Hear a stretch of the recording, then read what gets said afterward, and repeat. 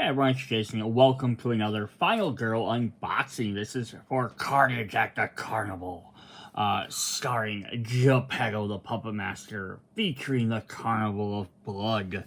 So we'll get our, like all the other Final Girl sets, just as a reminder, you do need the base game to play this, the core box set. This is just the expansion, which has one killer and one location, which then, after you have them, you can mix and match with any other set.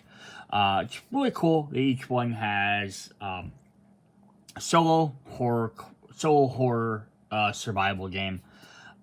Each game has a very unique killer. There's its own different type of play style, and the location do stuff. They usually theme very well together, but they can be mixed and matched. So what are we expecting in this set? So first of all, let's just look at some of the components. We of course are going to get our little rule sheets for each one. We will have our playboards for each one, which of course magnetically pop off the box. We'll have Geppetto and his board, which we'll look at these a little bit more in depth in just a moment. If we flip off the other side, we have the Carnival of Blood location. For the killer side, we will of course have our terror deck, which is the main way they attack. Their finale and dark power cards, which give them special abilities to do stuff. Our two Final Girls, and they actually have a puppets and miniatures, which when we dive into that, we'll look at what those guys do. Then for the location side, we will have our event cards and our setup cards, which of course with the symbol on there to keep them separate from all the rest. We will have all our item cards, which will have their symbol in the bottom corner on that side. And then we will have the terror cards for that, plus a reference card and some tokens. Then finally, the last thing we will have are our secret envelopes, which are special cards for each of our Final Girls that you do not get to see until you played the game with them. So we'll review these at the very end of the video, because you'll have spoilers in case you don't want to know what's in those. You'd like to discover that yourself. So yeah, what is the Carnival of Carnage at the Carnival? Family comes first at the Carnival of Blood. There's nothing like fun family outing at the Carnival. Carnage at the Carnival is an addition to the Final Girl experience you won't soon forget. Geppetto the Puppet Master is looking to add his family, and you and the other unsuspecting Carnival Girls are just what he is looking for. Choose either of the included Final Girls, Asami or Charlie, to fight back against the fearsome puppets and their evil master. Be careful not to fall victim to one of his deadly traps as you try to make this Carnival's final show. Yeah, so that's pretty cool. This killer adds a very unique element that hasn't been seen in any of the other Season 1 stuff, is it adds minions. So this is a really neat idea. So here's Geppetto, the Puppet Master. He starts with 4 horror, 8 health. He has his minor dark powers up there. I was seeing his Bloodlust board. He doesn't do a lot of damage. We get lots of the other killers that go up to like 3, 4, 5 damage. He's not going to do a lot, because he's going to send his minions to do stuff. His dark powers up. He actually has some events on there, which I haven't seen before. And then so on the spot here, we have a list for the killer's ability and the minion's ability. So we'll see how those work in just a second. So let's jump over and look at the rule sheet. So it's always good to know what we're dealing with. Alright, I'm going to zoom my camera back down. So just a little top hat icon. It says, a little backstory. He travels from state to state and runs his operation for a few days, just like any other freak show would. When it grows in popularity, that's when he makes his move, adding as many of them to his family as he can. He keeps us around to keep up appearances, but I fear one day soon he will welcome me into the family too. Excerpt from the Journal of Harris Campbell, theme park ride operator. Cool. So we have some special setups. So game setup is normal with the following additions when playing with Geppetto. Place the puppet card next to the killer board. Place all 3 puppet tokens on the ready space of the card. And if we'll flip over to this side, how do puppets work? So let's look at that card quick, and then we can kind of see what the rules are. So we have 3 puppet tokens, all little hats on the back, so you know which one they're for. 3 different ones. You know, just different designs, just kind of neat, so you can tell them apart. And then we have this puppet card, which says ready, exhausted, and puppets may not end normal movement more than 2 spaces away from Geppetto. Looks like they have 1 health. They're going to do 1 damage, and movement is equal to Geppetto's movement value, because they kind of stay within where he is. Then the other side flips over, it's the exact same thing. So there's a double-sided card. So yeah, we'll have that. So they're going to start in the ready area, and I'm guessing they'll move down there to show that they've been used. How do puppets exactly work? Puppets are considered minions, refer to page 32 of the core book, or the general rules regarding minions. There are 3 total puppets, which is the maximum number that can be on the board and or the puppet card at any time. Whenever a puppet is killed, place it on the exhausted space. Each killer phase up until the finale is revealed. The first step is the minion action line on the back of the finale card. To spawn a puppet, when spawning a puppet, take a token from the ready space of the puppet card and place it on Geppetto's space. If there are no tokens in the ready space, no puppet is spawned. Whenever one is spawned or not, move all puppet tokens in the exhausted space to the ready space. Some of Geppetto's tarot cards will specify whether the action line only applies to puppets. Many do not. Likewise, you choose the locations. Tarot cards will not specify this either. When resolving killer action on any tarot card does not specify whether it only applies to puppet, each puppet on the board will resolve its full action 1 at a time. If there are multiple puppets, you may choose the order which they resolve. After each puppet has gone, resolve the same action for Geppetto. Okay, cool. So some might say, puppets do this thing, others might just say, perform this action. If it doesn't specify it, then the puppets do it and Geppetto does it. Puppets have strings that are attached to their master. Puppets have 1 health and their attack value is 1. The movement value is the same as Geppetto's. Will change accordingly when his bloodlust increases. These stats are located on the puppet card as a reminder. Puppets have strings that are attached to their master and must end their movement within 2 spaces of Geppetto. They may move farther than 2 spaces from Geppetto as long as they end their movement within 2 spaces of him. This can sometimes happen when a puppet's target is in 2 spaces of Geppetto, but taking the most direct route to reach that target will momentarily place them 3 or more spaces away. Interesting. Alright, so if a special effect from a tarot card or other game effect result in puppets being more than 2 spaces with Geppetto, the next time the puppet must choose a target. It will instead target Geppetto, attempting to end its movement as soon as it is exactly within 2 spaces of him. If it runs out of movement, it may be forced to stop further than 2 spaces from Geppetto, in which case it will repeat this process the next time it must choose its target. Okay, so that's neat. So, get out of here, fly. Is it supposed to, it's not allowed to normally move more than 2 spaces away, or at least end its turn there, but if for some reason something happened which would maybe move Geppetto across the board, or move them away, then all they're going to do is just focus on getting back to him. So it's kind of a neat mechanic. When a puppet must stop moving, either because further movement would cause it to gain more than 2 spaces, or it is returning to Geppetto and made exactly 2 spaces, any additional movement it had is lost. Cool. That's a neat little mechanic. Alright, so let's take a look at Geppetto's stuff quick. Let's look at his finale cards, because on the top there will show what he is doing. So the top one will be the spot for the minions. So yeah, if we line this up on his board, it will then line up for minions and killer. Just as a quick, easy reminder. So he gets this finale card. So a puppet will spawn. They will target a victim and then move. Geppetto will target either one and attack. He's not really all about moving it too much. It doesn't. Probably not going to guess. He has Remember Them. Choose one, move and attack, and then choose the final girl, move and double attack. So yeah, the killers or the minions are going to just try and move. Geppetto's going to go after the final girl. When revealed, spawn all remaining puppets to the board. When moving puppets, they move 1 space less than normal. Interesting. So they get to do more attack now than they could before, but they can't move as far. We have I Made Your Friends.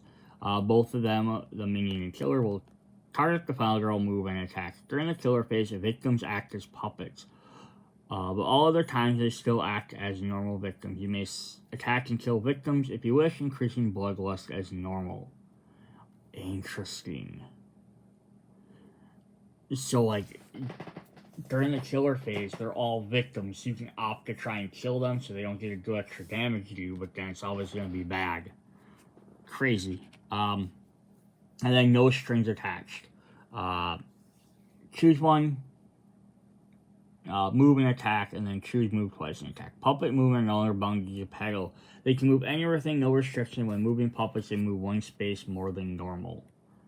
Interesting. So the one spawns all of them, but then they have limited movement. This one doesn't spawn any extra, but now they can move anywhere, and the other one turns all the victims into puppets. That's crazy. Alright, then we have, there's our little puppet guys down there. We have our dark powers.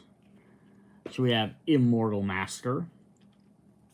If all the puppets are on the board, Geppetto cannot be killed. Any damage to be dealt that would remove his final health token is ignored. So you can knock him all the way down to his last one. You just can't kill him unless you take care of all the puppets. And then they're going to potentially spawn every turn. So you need to take them out quick. Massive Abominations. Each puppet ignores the first damage dealt to it each turn. So take 2 hits to take them out. Weapons Graft. Puppets now do 2 damage when attacking. And then the Epic Dark Power if you want to make it harder. Join the family. During the killer phase, if all 3 puppets are in your space, you lose all remaining health. You series all your final health token as normal. Ooh, so that's kind of fun. Because the other one's like more damage, more health, or you have to worry about, what was the first one? I already forgot. I just read it and I already forgot. Yeah, or you can't kill him, so there's extra health for him. Or this one, you just have to worry about having them all in your location. So ranged attacks should be really great for that. Awesome. Let's look at our terror deck. See what kind of terrors Geppetto has for us. There is no escape. Increased terror. Place Geppetto on and each puppet at an exit space distributed evenly. Oh, neat, because then they're still going to try and get towards him, but he's going to block them. Choose one, move, and attack. They have us completely surrounded. If there are no victims, draw a terror card, add horror, choose a victim, move twice, and attack. Replacement parts. Place 2 new victims at Geppetto's starting location, then Geppetto in the space with the closest victim. Choose one and attack. For each victim killed, +1 bloodlust, and Geppetto recovers health. Boxed in with nowhere to go. No victims, draw terror. Add 2 horror. Each victim that is with or adjacent to a puppet space panics. If a victim is in a space with a panics with a space with a puppet, they're immediately killed. Crazy. That's awesome. I like these. You'll make a fun new toy. That's just creepy too. 2 horror. Target, move, attack. Razor puppet strings. Victims in or adjacent to Geppetto's space are killed. Lose 2 health if you are in or adjacent to puppet or Geppetto's space, and reduce the damage by 1 for each walk or sprint action you discard. No victims were killed, and you did not take damage. Resolve the next terror card. That's crazy. It does all this stuff, but if it doesn't trigger, then you have to deal with something else.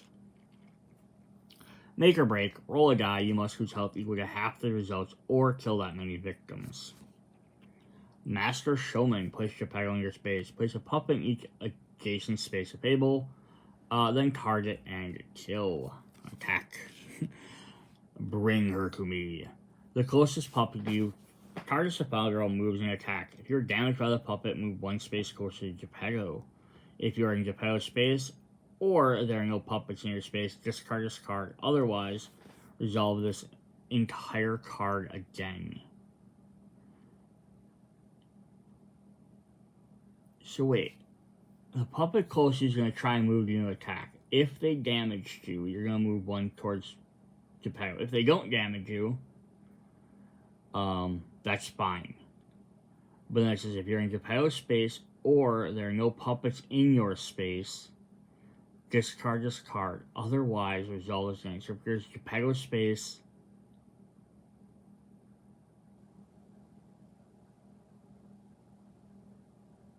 if you're in Geppetto's space, if they move you into Geppetto's space, it's just discarded. There are no puppets in your space.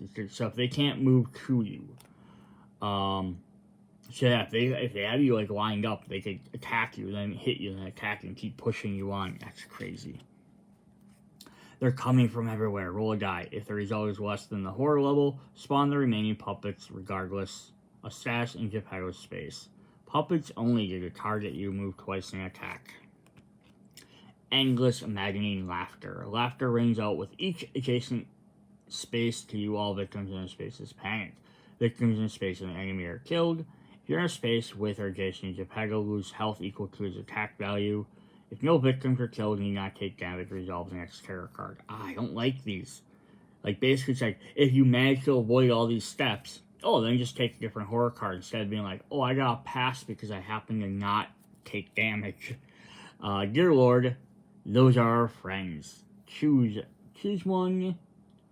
Movement and attack. Roll a die for each victim with or adjacent to a puppet. 1 to 5, move the victim towards the puppet. On 6, move the victim 1 space in any direction, and then target them and attack. They're gaining on me. Roll a die. If the result is less than the horror level, lose time equal to the horror level. Puppets only choose you and move. Dance puppet. Make a horror roll. On a success, move all puppets 1 space towards you or the nearest victim. On a miss, kill a victim in your space if there are none. Double horror. Then the minor dark powers. Am I a puppet? If you start your turn more than 2 spaces away from Geppetto, lose health equal to his current attack value. So you have to stay near him. That's ugh. And puppets everywhere. When a victim is killed in a space or an adjacent one, gain a horror and he has 2 extra health. Boy, these puppets definitely seem like they're gonna be a pain. This entire thing. Lots of having to dodge, instead of having to dodge just one main killer and you can kind of focus on maybe rescuing people, you almost need to keep spending little attacks here and there, make a minor attack each and every other turn to keep getting rid of puppets so they don't overwhelm you or overwhelm all the other people. Very crazy. Alright, then we have our 2 final girls. We have Asami, who has take a search card, gain a health, move 1 space, or -2 horror. If you rescue 4 people, she gets her ultimate, which says whenever you draw at least 1 item card, draw an extra card and choose. You are immune to item trap cards. This is a specific thing for the Carnival set. Each additional victim save recovers health. So this is helpful, yeah, if you're looking for specific items. I could definitely see in this game you'd probably be wanting to have maybe either like a ranged weapon, just because that way you can always stay a little bit away from Geppetto and the puppets, but still take them out. So that way they can't overwhelm you. You have to spend extra time trying to move towards you. And we have Charlie.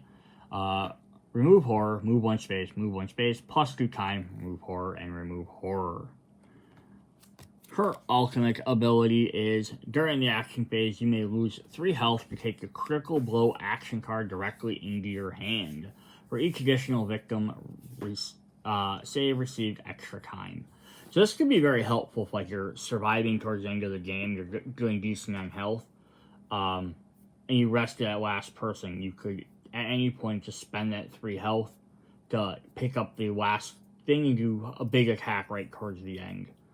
That's really cool. Especially with Geppetto, we have to worry about just trying to finish him off. Dude, I mean, either he's gonna kill me, him or his manager are gonna kill me next turn, or I can take 3 health, be down to 1 health or whatever, and have the card to do an awesome attack, rather than gambling that my other attacks might work. That's pretty fun. Alright, let's look at our location. We have, I'm gonna zoom this back out a little bit. We have the Carnival of Blood. I'm always interested and intrigued by the different maps. So we have the Forest of Horrors, the House of Mirrors, and Things to Astound. So it's a big circus. Well, not circus, it's a carnival. Why would I call it a circus? But yeah, so we have the carnival entrance there. We have the exit down here, and we have a clown car as our 3 exit points. Otherwise, everything else is pretty connected. You can go along the outside. The inside are all pretty much connected. The big top connects all the way around. The only way to get out of the center, though, are one of the 2 corners, though. So that is interesting, and the bottom. So you have 3 different ways to get out. But otherwise, everything's kind of connected. You know, nothing too crazy. But it also means the more things are connected to when they panic, it could end up going a lot more different directions, especially when you're looking at like 3 exit points, 1, 2, 3, 4 exit points, 5 exit points, 4 exit points, right? The more things, it can go multiple different ways. But yeah, neat. I like the clown car in the middle. I like that one. Animal cages. I wonder if that's gonna come up. Sometimes when they name like the big top, they name a card. Sometimes that ends up being a thing that happens. Alright, let's take a look at our setup cards then. We have the green setup cards. We're gonna drop our camera back down. Wait for the show. So here you are at the exit for some reason, and the killer's in the big top. Yeah, everyone's kind of scattered out into different areas. We have a box in. So you start kind of towards the top. A couple more guys in there. Center stage. Oh, you start right next to the killer. 4 guys up there at the Ferris wheel. Ring around the rosy. Oh, it's a lot of everybody everywhere except the exits. And no laughing matter. Nice. Hey, sometimes getting to start right in that first area is not bad, right? So if you can get an item card right off the bat, that could be very helpful. Alright, then we have our events, which had some really fun things. It's also neat because, like we saw on his board at the top of his Bloodlust, he actually changes the events. So you know that no matter what, at least 2 events are going to get switched out at some point. So much junk. Someone sure needs a hoarding intervention. When this card is revealed, find the Zappo item card and put it in your backpack. Reset the item decks if necessary. If you lose Zappo, roll 1 fewer dice, minimum 1 when you resolve search actions for the remainder of the game. Interesting. So I want to find Zappo quick. Let's just see what Zappo is. So we have Zappo the Carnival Monkey. Such a cute monkey, always ready to lend a helping hand. You may use Zappo to reserve a search action from up to 2 spaces away from an item spot. If you use Zappo and an item trap is revealed, he flees in terror, ignore the effects on the trap, and discard Zappo. Neat, so you can send the monkey here to go do stuff, but if you get this card, if he leaves, you get 1 less search for the remainder of the game. So that can make searching a lot harder. Could be very good for the long time, but could be bad. Mirrors everywhere. I think I got him. Oh no. If you attack and there are 1 or more victims in your space, the victim dies for every 1 you roll. Run, I'll hold them off. There's a fine line between courage and idiocy. The victim closest is your fiancé. If an enemy would move into your space while your fiancé is there, instead kill the fiancé and the enemy stays where they are. Your fiancé is killed by a trap 5 horror. Oh, it just shoots the horror all the way to the top. That's kind of neat though. I like the little thing like that. How dangerous can it be? Hold my beer. During the upkeep phase, each victim moves 1 space towards the closest trap token.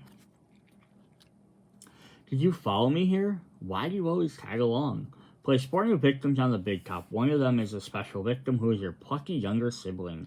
While sibling is in your space, you may spend -2 times your little guy once. The sibling dies +2 bloodlust.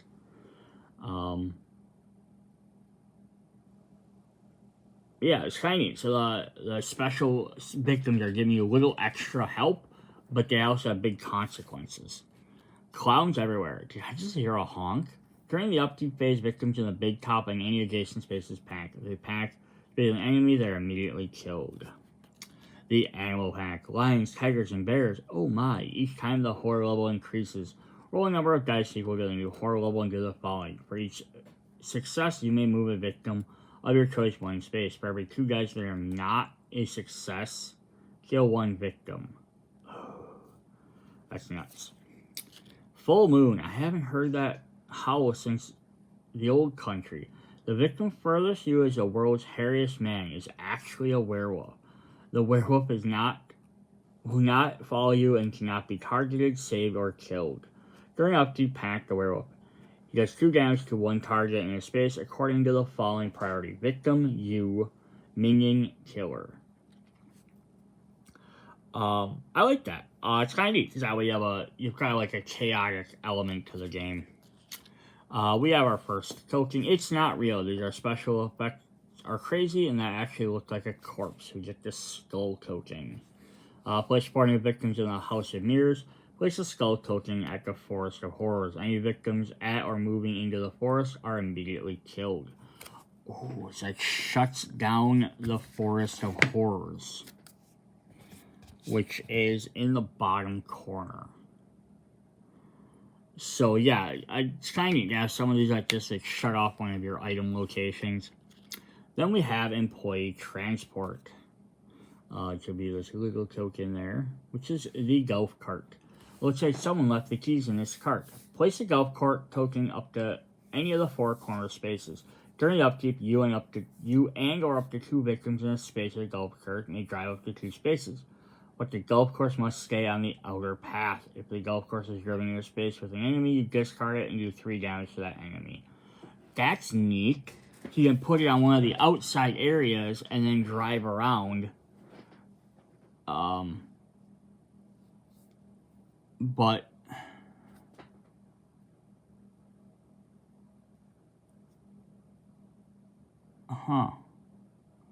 I wonder though, because it says on the outer path. So you have the Carnival goes over to the little tents there, goes to the Ferris wheel, can go down into the exit, can go over to the trees, can go to the Forest of Horrors, and then it can go back to this spot. But then now, is this considered the outside edge as well? So otherwise, there's no way back up here. Otherwise, if you get here, you have to go back, which might be a possibility too. That's why I also like the victims can just do it as well. That's pretty neat. We forgot to read about the Carnival of Blood. So let's read, if we didn't read that or any of the rules set up. So let's back up and do that really quick. So that probably explains what the heck traps are. But we'll look at the item cards next where the traps are. So it says, of course the public doesn't know why we call it the Carnival of Blood. We are still trying to sell tickets, you know. There's a reason we roam the country finding new towns to set up. It ain't because we like to travel. The management pays good and they leave the help like me alone. So that's good enough for me. If someone comes in and never makes it home, that's not my problem. The manager of the House of Mirrors. I love these people that work for it. Don't work for Geppetto, but they don't really care.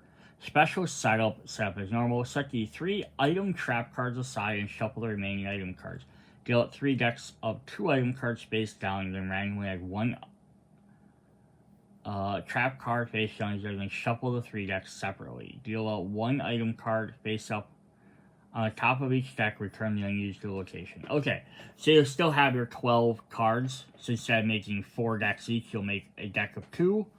Add the 3rd item card would be a trap, so you can guarantee a trap in each location. So that's 3 cards, and you'll put the 4th card on top, just so you don't reveal the first one being the trap by accident. When finished up, 3 item decks with 4 cards each, with an item trap hidden inside. Alright, what are trap cards? The Carnival of Blood comes with 2 kinds of traps, item trap and terror traps. Item traps, there are 3 traps hidden within the item decks during setup. They will only be discovered by searching. Each item deck will have a single item trap, but you only know where it is. After successfully searching, if you draw an item trap, you must resolve it unless otherwise noted, if you have Zappo. If you search your revealed item, If you search revealed an item in addition to the trap, you may still take the item, but you must resolve the trap first. Item trap cards are discarded after resolve unless otherwise noted. So it's just something just spring up in you. That's kind of neat because that makes getting the items like, oh, I got the gun, right? It's gonna be pretty good. Now, do you keep searching for the first aid kit or looking for a good melee weapon, or do you just be like, I can't risk getting one of those traps? It's 4 cards. I've gotten 2. I can't risk searching that pile anymore.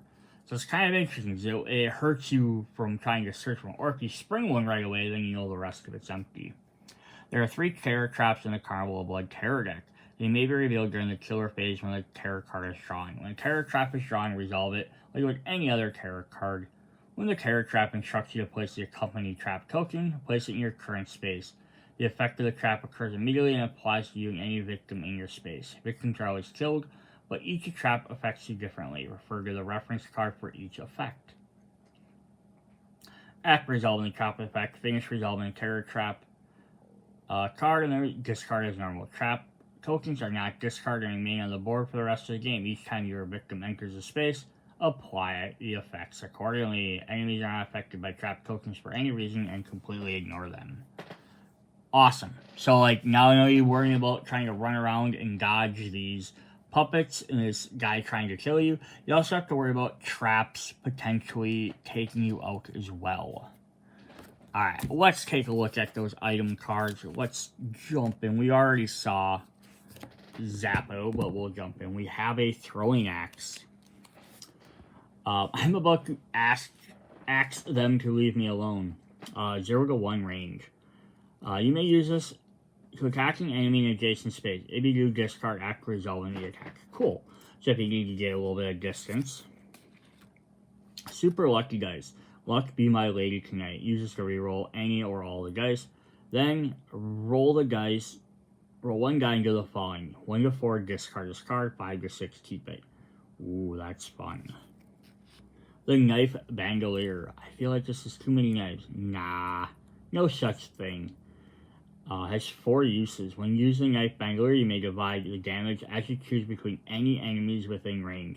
So this is kind of neat because this is going to be very helpful for a deck where you're fighting against minions, but if you're fighting against a solo one, which most of the killers are, this isn't going to be as useful. So it's a throwing thing for 4 hits, if nothing else. But yeah, it's neat that you could like take out multiple minions in a turn. Bullwhip, probably not the time to be singing to myself about whipping. Probably not the time to be singing to myself about whipping something. I wonder if this is a reference to Jacques the Whipper, who's on like famous social media, because he sings songs while whipping. If you damage an enemy with the bullwhip, you may move them 1 space. Nice. The Strongman Hammer. Time to show them who's worthy and plays supersized whackable. No range, but does 3 damage, takes both hands. You must have 4 or more health to attack with the Strongman Hammer. That means there are going to be some people that can use, some of the final girls that can't use this. I think there might be 1 or 2 that only have 3 health. And cannot be carried in your backpack. After resolving this attack, take 1 damage and stop your turn. Yeah, so that's interesting. So, like, we have Asami who has 5 health. So, she could use this twice without, she has full health. Charlie has 7. She uses it a couple of times. But it stops your turn, so really you have to decide to attack last with this. Telescoping 10-foot pole. I wasn't necessarily a track star, but no time like the present to learn. Once per action, you may skip 1 space when moving. No effects are triggered. When skipping the space, no victims may follow you into or beyond the skipped space. Cool. Disguise and makeup kit. I knew theater would pay off. When an enemy specifically targets the final girl, you may use a disguise and makeup kit to treat yourself as a victim. Then will then target the nearest victim instead, which could potentially still be you, but then why would you bother to use that? Crystal Ball. Fortune favors the bold. Once per action, roll a die. 1 to 4, nothing happens. 5 to 6, go to the next terror card. Place it either on the top or bottom of the terror deck. Found footage. It looks like whoever was here before didn't make it. Discard found footage to cancel the effect of one item trap or terror trap. If canceling a terror trap card, discard without applying any of the card's effects. So you kind of like seen what was going to happen ahead of time. You knew what to dodge. That's neat. Also, one of these cards work like, so you're only supposed to use the item cards per location. If you ever want to get really bold and try mixing and matching stuff, you're going to have a card like this is going to be basically useless in pretty much every other scenario or location. There might be occasionally like one other killer or location that might come across having trap cards, but most of them won't. So, Trash Can Lid, I didn't expect to cosplay American Hero. Ha. 3 damage, or 3 uses, ignores a hit. The aluminum bat. Almost like somebody answered your softball champ's prayers. Whenever you inflict damage to the killer with the aluminum bat, you may immediately discard a minor dark power, including any health markers remaining on the card. The old revolver. Hopefully this still works. Have to make every shot count. Old revolver may only modify the weak attack action cards. The knife. I've never been in a knife fight before. No time like the present to learn, I guess. First aid kit, stay calm, stop the blood loss, you aren't dying today. Every time using an action card to recover health, covering additional health. The pepper spray, strong enough for a grizzly, good enough for a psychopath. If the killer is in your space, you may discard this to immediately end the killer phase, ignore remaining movement, attacks, and any other effects. Energy drink, ready to run with the bulls, hunt the monsters, party like a rock star. Ha! Reference to the 3 major energy drinks. Discard during this action to choose one of the following. Gain 3 time or move 1 space. Mysterious pills. Hopefully these calm my nerves or dull the pain. Discard during an action phase to choose 1. Reduce horror or gain 2 health. And then we had Zappo the monkey. Alright, then they have the same backer, but we have our 3 traps. We have the steel bear trap. It's a trap. A bear trap clamps down on you as you search. Lose health, you must spend 2 time to remove the trap from your leg and cannot move again until you do. Oh, neat. The knockout gas trap. It's a trap. Knockout gas blasts you in the face as you search. You fall asleep. Immediately end the action phase and set the timer marker 0. Recover health for a good rest. I could suck if that was like their first action for the turn. And then the hidden cobra trap. A hidden cobra strikes you. Put this next to your final girl. During your upkeep, lose 1 health. The next time you recover health, you must discard this card. You must instead discard this card. Oh, that sucks because that means like the other ones that stops your movement or ends your turn, which are both generally bad things. But this one, like, you're going to keep losing health every turn unless you get a health card. So that means your next turn you have to hope that you had one available to purchase and you have the time to purchase it. And then you have to hope you roll well. It's just a lot of ifs for potentially keep losing health all the time. Alright, those are our item cards. Then we have our Terror Trap reference card, which is double-sided. It's the same thing on both sides. Whenever a terror trap comes into play from the terror deck, place the appropriate trap token in your space. Trap immediately takes effect and you know victims in the space. Any time a victim enters or is in a space with a trap token, they are killed. Whenever you enter or initiate a trap token, suffer the following effects. This is interesting. There's 3 traps, plus you could potentially get the event card that shuts off the Forest of Horrors. So there is a chance that you could basically stop the victims from being able to go in, depending on where these land, from being able to access 4 different spots, which could literally block off parts of the board to prevent their escape. So you just need to get certain chokeholds, and they might not be able to. We have the we have our tokens here. There are 3 different ones. Little symbols on the back. So we have the spinning 4 blade trap. Roll 2 dice for each result. Do the following: 1 to 4, take 1 damage. 5 to 6, you may move 1 space.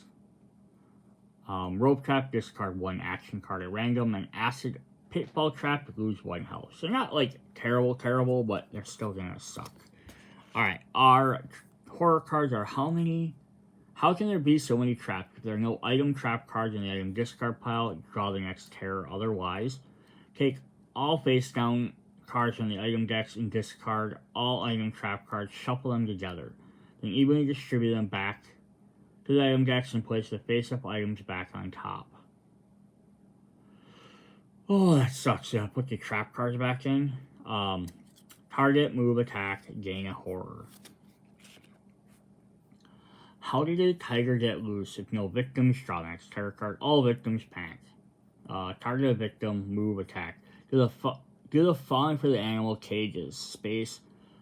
And all spaces engaged. The victims that are killed, enemies there take damage. If you are, take damage. There's a lot of stuff in this particular game right now that's victims are going to die to something near or adjacent to other spaces. They're going to panic, then to move them around to those spaces. So that's, like, I have a feeling if you're playing this combination especially, your goal isn't to try and rescue victims. It's just trying to kill the killer as quickly as possible. I'm all wrapped up and I can't get free. Final girl, move, attack. Place a rope trap in your space, immediately apply the trap's effect. If you walk or sprint, card was discarded, gain 2 horror. Because it is randomly discarded, right? Yeah, at random. Oh, I hate random. Welcome to the greatest show, drawing event card. All victims move 1 space closer to the big top, place a killer at the big top, and then choose 1 to attack and then move. Where the hell do the blades come from? Place a spinning 4-blade trap token in your space. Immediately apply its effect. For each 1 to 4 that you roll, gain a horror. It burns, it burns. Place the acid trap token in your space. Apply the effects, gain 2 horror. Is this a prop? Place another event. Oh, there's a lot of event cards going through on this one. Discard a random item. If you have none, discard a top card from the nearest item deck. Target, move, and attack. And the final one is Misty Ambush. For all victims adjacent to the forest of horror, panic. For each 1 rolled, kill a victim. Which 1 victim is killed, increase horror. No victims are killed, draw the next terror card. That's crazy. Alright, so that's what we have. That is fun. Yeah, so the carnivals and the traps are going to make the board more deadly to move around and panicking stuff. The Geppetto and his puppets are going to make having to watch where you go because they're going to have, like, extra guys to deal with. Yeah, they're not hard to take out, but that means if every turn you have to be using an action, you have to purchase at least 1 attack card, and there's only 1 weak attack card. If there was 2, so you could buy 1 every other turn, that might be different, but when you only have 1, you're going to have to definitely get an item card so that you can keep doing an attack every turn. That's crazy. Awesome, so those are fun. Alright, so the last thing we have for this are our 2 secret envelopes. They're items for each final girl. If you don't want to see these, I will you can end the video now. I thank you for watching. Definitely hit me up in the comments if there's anything you'd like to see, like me to review, go over stuff. Check out the other Final Girl videos. Check out the rest of my channel or my gameplay channel where I'll be trying to post videos of me playing each of these scenarios. So we'll see how difficult this one gets when I get that one up. Otherwise, we're going to head into these. So for Asami, she's going to get the knife belt. Her knife belt. So how do these item cards work? To incorporate in the game, simply shuffle the chosen item into the location deck before setup. So if you're playing at Carnival of Blood, you shuffle this one with all their items. And then when you deal 12 cards, you deal them out. If you're not sure it's present in your game, because you shuffle it in there, it might not be one of the 12. Instead, you just shuffle your cards out. So if you have 3 piles, for each one, you just take 1 card out. So you only have 11 cards. This would be the 12th card, and then you shuffle them that way. So that way you can guarantee it's in one of the 3 decks. Now, they do state that they're only supposed to be used for that particular Final Girl. Again, it is your board game. You can do whatever you want. If you want to include these in with other decks, put them in any other game, have anyone else use them, that's entirely up to you to do. There's nothing, at least so far I've seen, nothing that specifies why it has to be used by them. So, Asami's knife belt. I feel like a porcupine with all these knives on me. Oh, that's neat, a little engraving on her belt. They're usually upgraded weapons. So, when using Asami's belt, you may divide damage as you choose amongst between any enemies within range. So, what did the original, was the bandolier? It flipped it upside down. When using the belt, you may divide the damage as you choose between any enemies within range.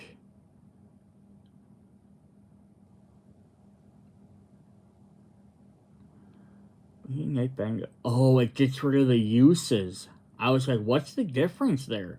The regular knife bandolier only has 4 uses. Asami's has infinite uses. Oh, that is... Yeah, that definitely makes this a little bit easier in any game. Alright, then for Charlie, we get Charlie's giant hammer. And she has it signed as well. Just like I practice in CrossFit, but with a moving tire. So 0 hits, 3 damage. You must have 2 health, or 2 or more health to attack this weapon. After resolving this weapon, take damage, and then lose it. Only Charlie may use this item. Cool. So we had the hammer, which does the same thing before, but you had to have 4 health, and it can't be carried in your backpack. The new one, now she can throw it in her backpack, and she only needs 2 health. She can use it a lot more often. So that's pretty cool, especially with Charlie, because she has that ability that she can get the critical blow and lose 3 health. So be able to, like, not have to worry about your health dropping too low that you can't use a big weapon like this is really cool. Alrighty then. That is what we will have for today's Final Girl video. Hope you guys enjoyed it. Be stuck around after this. See you in the next videos. Bye.